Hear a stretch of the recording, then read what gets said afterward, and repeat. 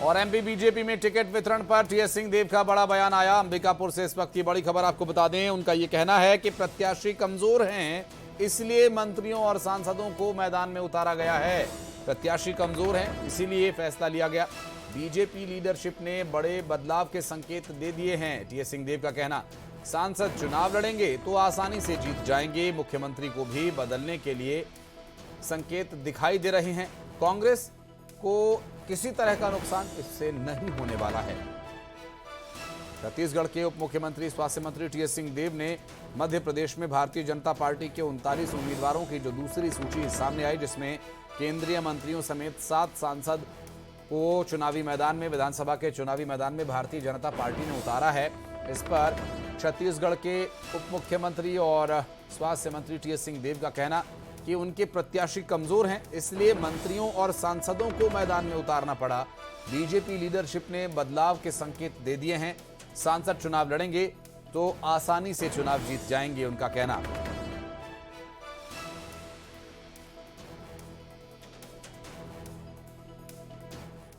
की स्ट्रैटेजी है, हो सकता है विधानसभा लेवल पे स्टेट के लोग उनको कमजोर दिख रहे हो प्रत्याशी, और लोकसभा लड़े हुए लोगों को प्राथमिकता दे रहे हैं।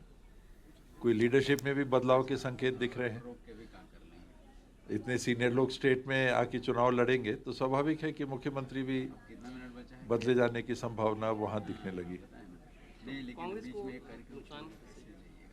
नुकसान फायदा नहीं, जो सांसद लड़े हैं वो विधायक चुनाव जीत ही जाएंगे ऐसा नहीं होता। लेकिन ये नाम है बीजेपी में, बल्कि एक ये स्पष्ट संकेत जा रहा है कि उनको लीडरशिप के संदर्भ में कोई सुनिश्चित उन्होंने नहीं किया, लीडरशिप खोल दिया है। मध्य प्रदेश की अगर बात करें और भाजपा की दूसरी सूची में सीधी विधायक केदारनाथ शुक्ला को टिकट नहीं मिला, जिसको लेकर इस पर अब उनकी तीखी प्रतिक्रिया आ रही है। दरअसल सीधी सांसद रीति पाठक को यहां से प्रत्याशी बनाया गया। विधायक केदारनाथ शुक्ला इस बात से नाराज हैं। उन्होंने पार्टी नेतृत्व पर सवाल उठाते हुए पार्टी की व्यवस्था में खोट बताया। केदारनाथ शुक्ला ने कहा कि मेरा टिकट काटना एक षड्यंत्र की सफलता है। रीति पाठक विधायक केदारनाथ शुक्ला की इस नाराजगी को आशीर्वाद समझकर स्वीकार कर रही हैं।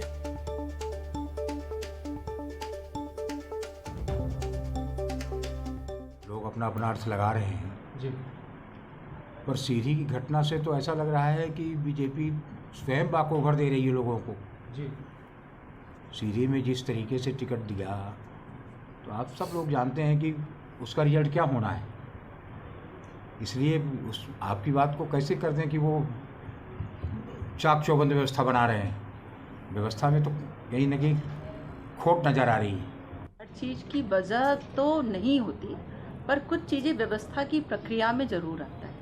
भारतीय जनता पार्टी बहुत ही व्यवस्थित और संगठन पर आधारित दल है, और संगठनात्मक रचना हो या जो उद्देश्य हो उसकी प्राप्ति हो पाए, तो इस विषय के लिए एक व्यवस्था बनाने के लिए हमारे केंद्रीय नेतृत्व ने सोचा, प्रदेश के नेतृत्व ने सोचा कि इन चेहरों को और इन कार्यकर्ताओं को लाया जा सकता है। तो भारतीय जनता पार्टी ने अपना निर्णय सुनाया है और हम सब तो उस निर्णय। और रायपुर से बड़ी खबर, मनोज तिवारी पर सीएम का वार। मनोज तिवारी के बयान पर बघेल का वार। बीजेपी सांसद के बयान पर निशाना साधा। दरअसल सनातन पर मनोज तिवारी के बयान पर तंज। क्या मनोज तिवारी सनातन जानते हैं, सीएम भूपेश बघेल ने पूछा। जवाब देने से बीजेपी नेता घबराते हैं, सवाल पूछने पर बीजेपी नेता भाग जाते हैं। मुख्यमंत्री भूपेश बघेल ने मनोज तिवारी पर निशाना साधते हुए सवाल भी पूछा।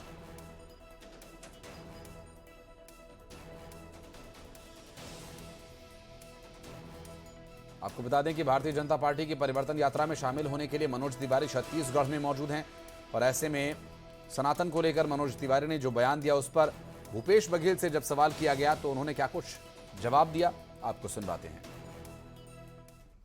सनातन है क्या जानता है वो?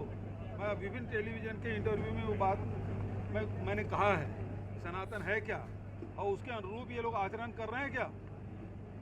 सनातन में गुरु शिष्य परंपरा है, गुरु ही शिष्य को सिखाता है। जितने उपनिषद है उसमें आप देख लें, वेदों में देखें, यदि आप महाभारत में भी कहें, यदि अर्जुन सवाल नहीं पूछते, प्रश्न नहीं करते, तो गीता जैसे महान ग्रंथ हमको नहीं मिलता।